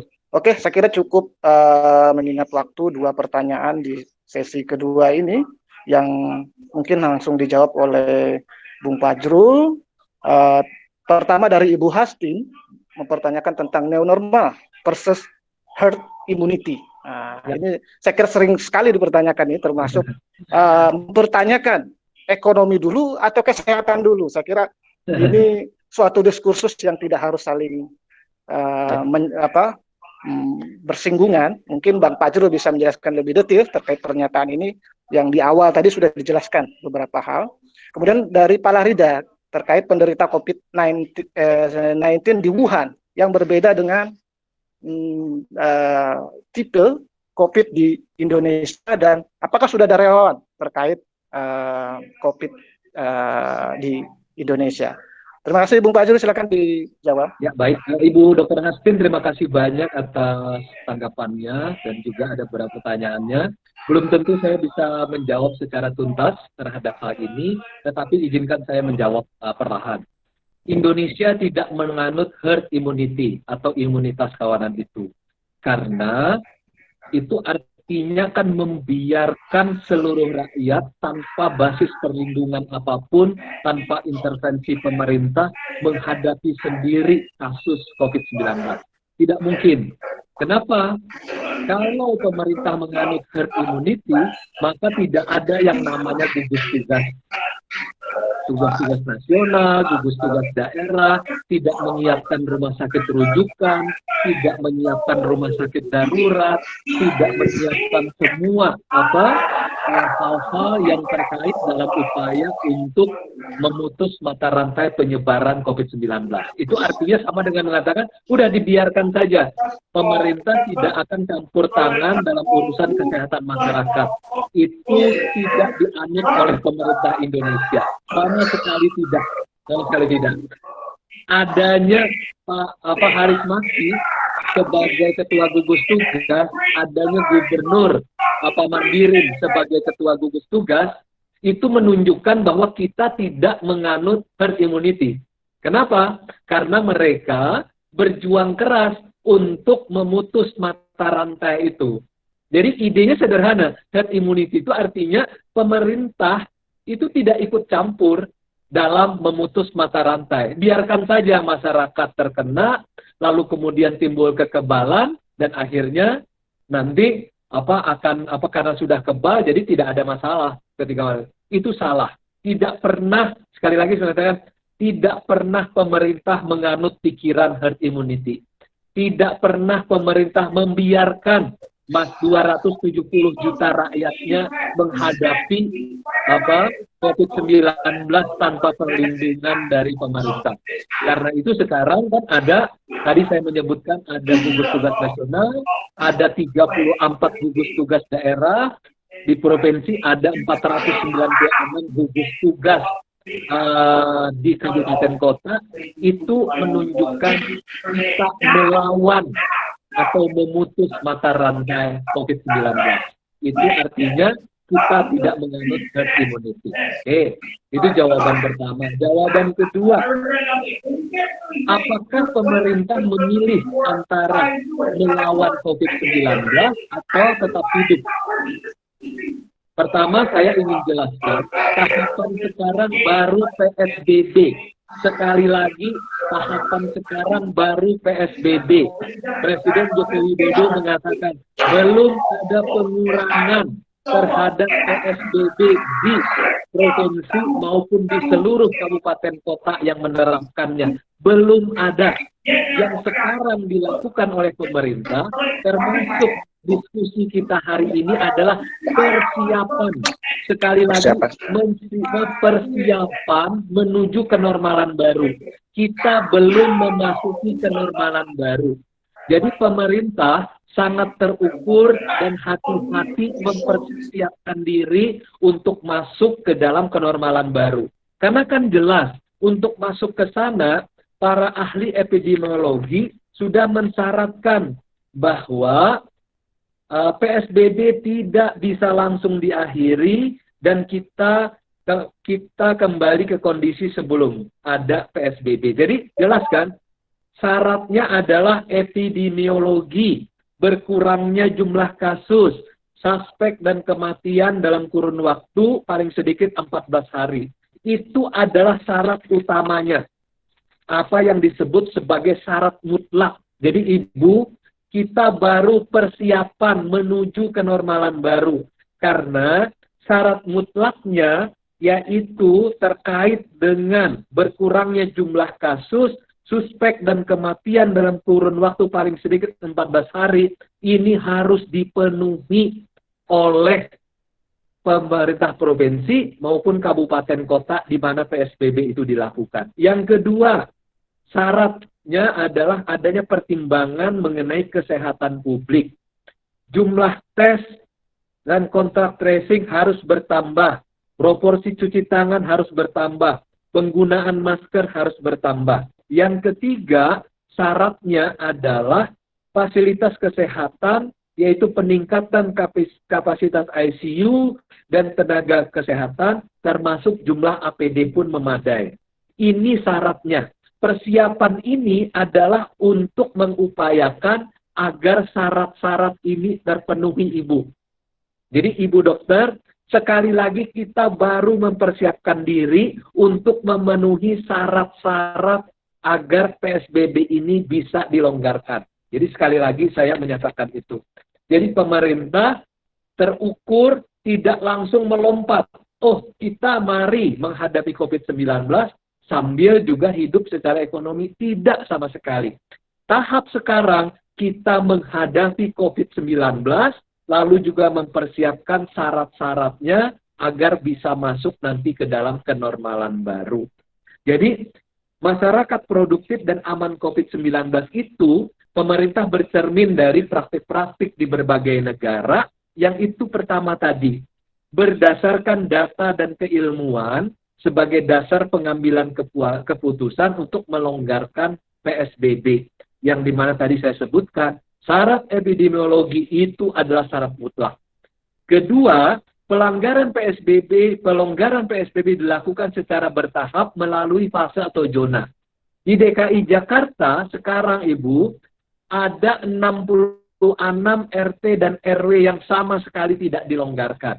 Ada sebagian yang dilonggarkan.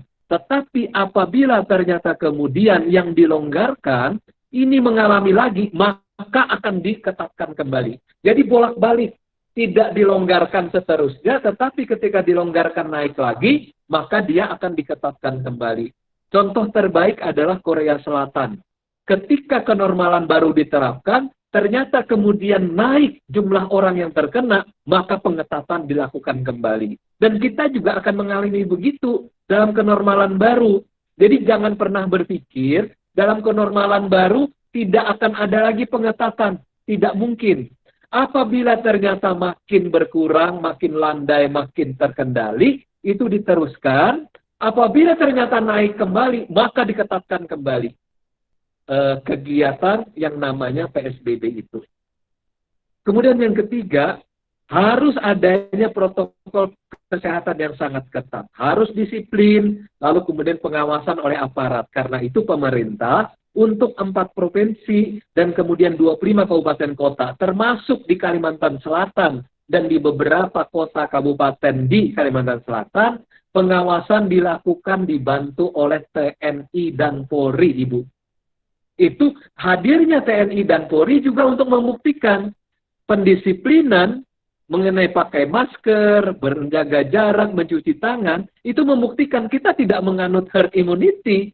Karena kalau kita menganut tidak perlu turun TNI dan Polri, tidak perlu mempersiapkan rumah sakit rujukan di Ulin, di yang mana-mana, tidak perlu, ngapain? Nah, itu persoalannya. Yang keempat, selalu dilakukan review pelaksanaan pelonggaran PSBB, harus ada efek jerak.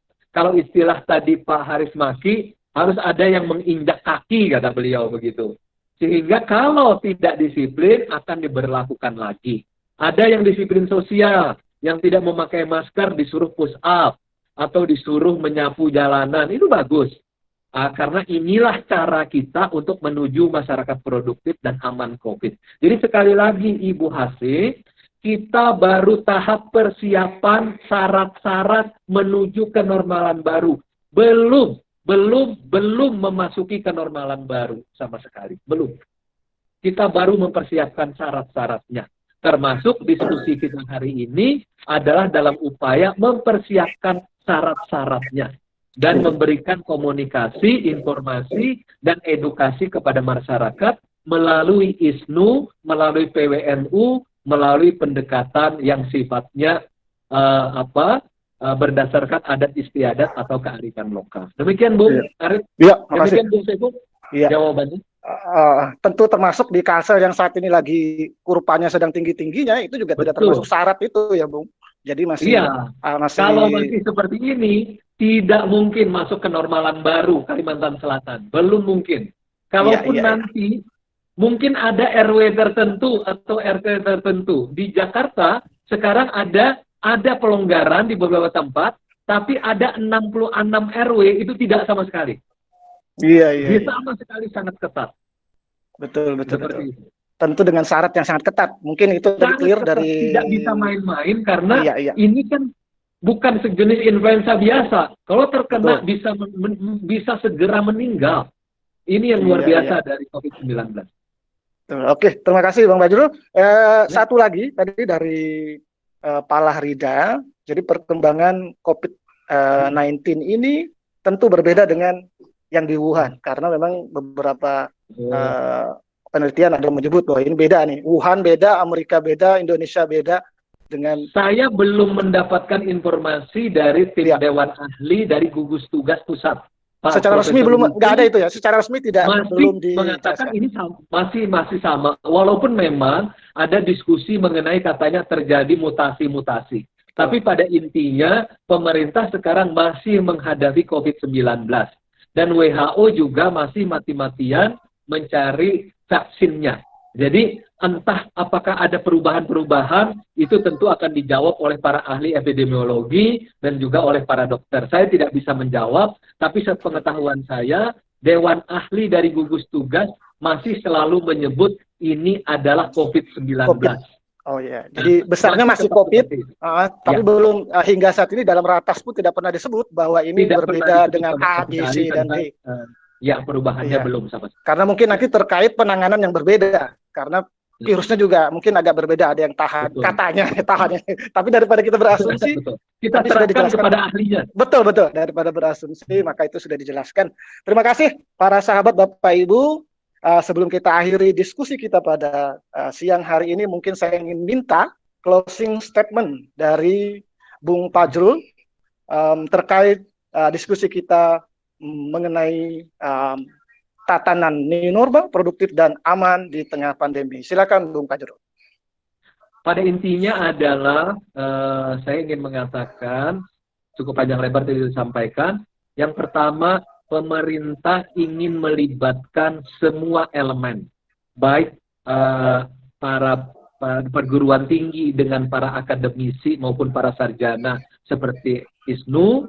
Pemerintah ingin melibatkan juga masyarakat, tokoh-tokoh agama dan sudah diundang, termasuk juga melibatkan tokoh-tokoh adat, tokoh-tokoh yang lain seperti itu, para ahli-ahli juga, kemudian melibatkan komunitas bisnis dan melibatkan media. Jadi untuk menangani ini, Presiden Joko Widodo mengatakan harus dalam gotong royong kemanusiaan dengan metode pentahelik, yaitu pemerintah, perguruan tinggi, bisnis, media, dan masyarakat. Yang kedua, dari hasil diskusi ini saya menjadi sadar bahwa pendekatan agama dan pendekatan apa yang disebut dengan kearifan lokal itu menjadi sangat penting, sehingga selain protokol kesehatan yang sudah dinyatakan secara nasional, protokol kesehatan yang sudah berbasis kepada Organisasi Kesehatan Dunia, tetapi juga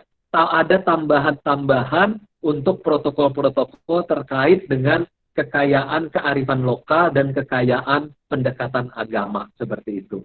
Kemudian yang ketiga, sekali lagi kami menyatakan sekarang masih dalam tahap PSBB. Belum ada pelonggaran PSBB di 4 provinsi, di 25 kabupaten kota, itu belum ada.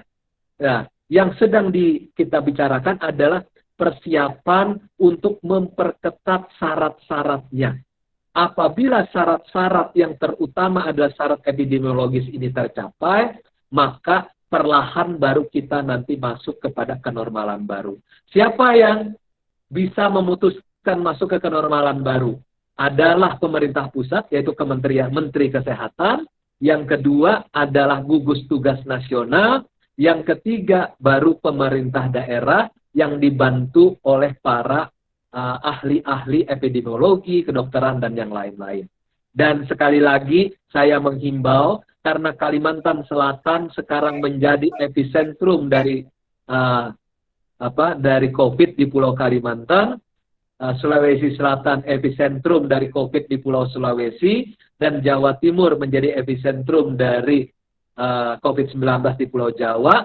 Pemerintah sekarang sangat memperhatikan ketiga provinsi ini.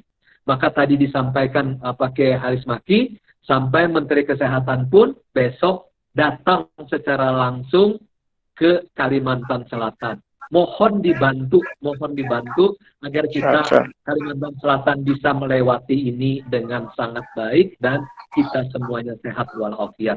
Tetap produktif, tetap aman COVID-19. Salam sehat. Assalamualaikum warahmatullahi wabarakatuh. Waalaikumsalam warahmatullahi wabarakatuh. Terakhir tadi ada pertanyaan dari admin. Apakah materi kita pada hari ini bisa kita bagikan kepada peserta, Pak? Silakan. Bung, boleh ya? Oke, ya nanti kita kirim ke link masing-masing karena ini kita sifatnya sudah mendaftar lebih dulu, maka itu semua kontak akan kita kirim di materi dan kemudian e-sertifikat yang sudah kita sebut di dalam acara kita. Oke, terima kasih para sahabat Bapak Ibu, itulah tadi statement closing dari pemateri kita. Berikutnya kita akan ke acara doa dan mungkin terakhir nanti kita foto bersama ya. Jadi kita abadikan nanti harap segera on-kan video dan gambarnya di diskusi ini pada saya melamar hari ini. Jadi anggota ISNU Kalimantan Selatan boleh. nanti jadi prioritas untuk Bung Fajrul agar dikeluarkan KTA ISNU-nya tuh Prof. Ya, termasuk warga dengan senang hati. warga NU anggota ISNU Kalimantan Selatan. Artinya dari dulu sudah NU, cuman masih berkutat. Oke, terima kasih. Saya sudahi acara diskusi kita pada hari ini. Intinya mari kita bersama-sama bergotong royong bersama.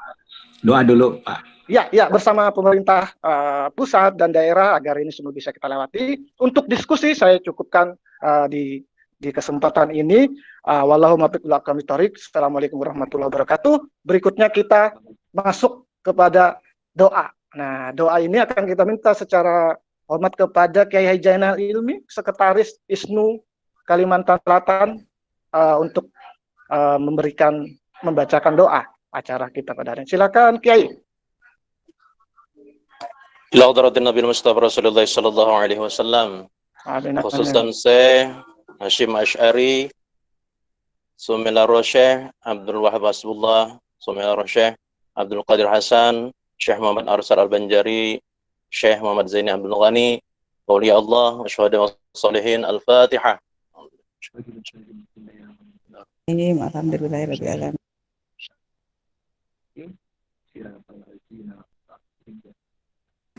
Amin ya Allah. Bismillahirrahmanirrahim. Alhamdulillahirabbil alamin. Amin. Hamdan yuwafi ni'amahu wa yukafi mazidah. Ya Rabbana lakal hamdu kama yanbaghi li jalali wajhikal karim wa 'azim sultanik. Amin. Subhanaka la nuhsana 'alaika anta kama staita 'ala nafsik. Falakal hamdu hatta tarda wa lakal hamdu idza radida wa lakal hamdu ba'da ar-ridha. Allahumma salli wa sallim 'ala sayyidina Muhammadin fil awwalin wa salli 'ala sayyidina Muhammadin fil akhirin wa salli wa sallim 'ala sayyidina Muhammadin fi khulaqi wa hin. Wassalli ala sayyidina Muhammadin fil mala'il a'la ila yaumiddin.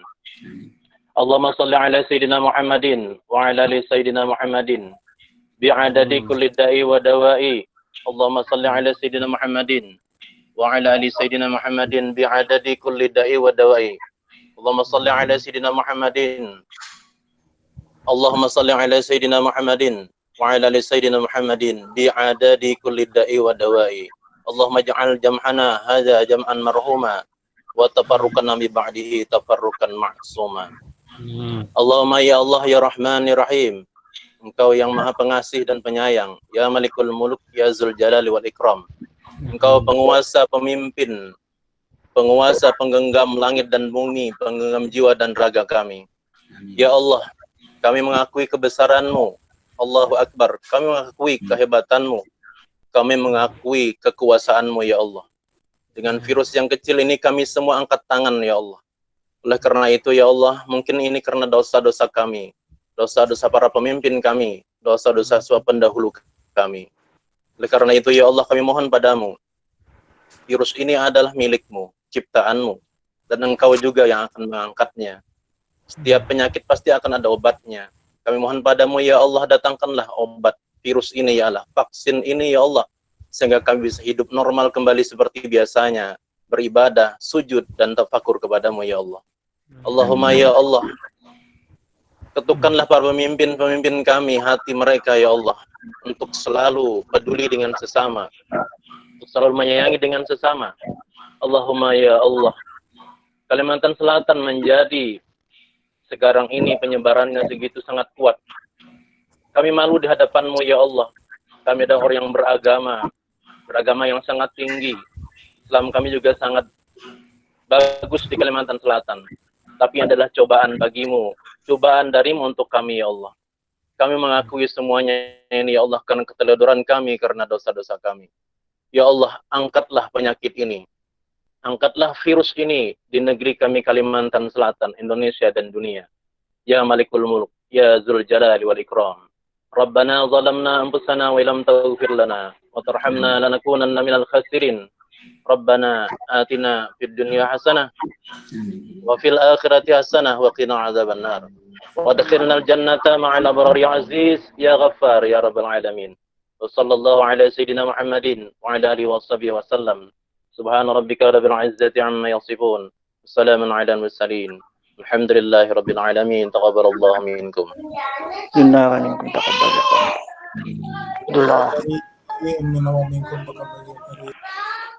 Alhamdulillah. Alhamdulillah. Doa dari Kiai Haji Zainal Ilmi ini sudah sangat lengkap.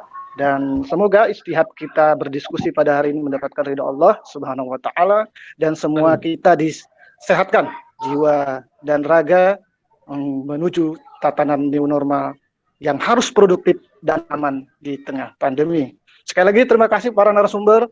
Saya atas nama pribadi juga memohon maaf jika ada kesalahan pada diskusi kita pada hari ini. Dan mari sama-sama kita sudahi dengan mengucapkan walhamdulillahirabbil alamin. Wallahu muwaffiq ila aqwamit thoriq. Assalamualaikum warahmatullahi wabarakatuh. Admin mungkin boleh dipandu kita untuk foto bareng ya, silakan. Silakan pada Bapak Ibu untuk aktifkan videonya, kita akan foto bareng untuk kenang-kenangan dan untuk arsip. Ya. Baik. Saya kira sudah.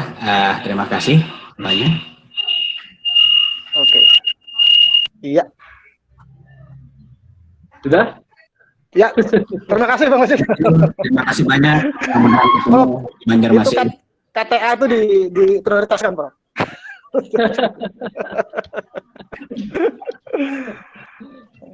Terima kasih, Bung.